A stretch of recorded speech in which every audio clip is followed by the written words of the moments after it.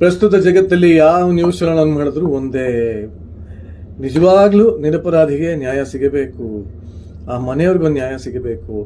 ನಾವು ಯಾರು ತುಂಬಾ ಪ್ರಭಾವಿ ವ್ಯಕ್ತಿ, ದೊಡ್ಡ ವ್ಯಕ್ತಿ ಅನ್ಕೊಂಡಿದ್ವಿ, ಅವರಿಂದ ಈ ಕೃತ್ಯ ಆಗಿದೆಯಾ, ಅವ್ರನ್ನ ಅಭಿಮಾನಿಸುವಂತ, ಅವ್ರನ್ನ ಪ್ರೀತಿಸುವಂತ ಕೋಟ್ಯಾಂತರ ಜನ ಫ್ಯಾನ್ಸು, ನ್ಯಾಯ ಯಾರಿಗೆ ಸಿಗ್ಬೇಕು, ನ್ಯಾಯ ಎಲ್ಲಿದೆ, ಯಾವುದು ಸತ್ಯ ಯಾವ್ದು ಸುಳ್ಳು, ಇದೆಲ್ಲದ್ರ ಮಧ್ಯೆ ನನಗೆ ಹೇಳ್ಬೇಕು ಅನ್ಸಿರೋದು ಒಂದೇ. ಇದನ್ನ ಅಣ್ಣವ್ರು ಯಾವ್ದೋ ಜಮಾನದಲ್ಲೇ ಹೇಳಿದ್ದಾರೆ, ಅವನ ನಿಯಮ ಮೀರಿ ಇಲ್ಲಿ ಏನು ಸಾಗದು, ನಾವು ನೆನೆಸಿದಂತೆ ಬಾಳಲೇನು ನಡೆಯದು, ವಿಷಾದವಾಗಲಿ ವಿನೋದವಾಗಲಿ ಅದೇನೇ ಆಗಲಿ ಅವನೇ ಕಾರಣ, ಬಾನಿಗೊಂದು ಎಲ್ಲೆಯಲ್ಲಿದೆ,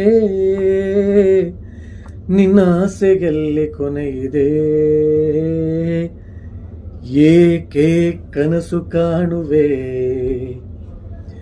ನಿಧಾನಿಸು ನಿಧಾನಿಸು.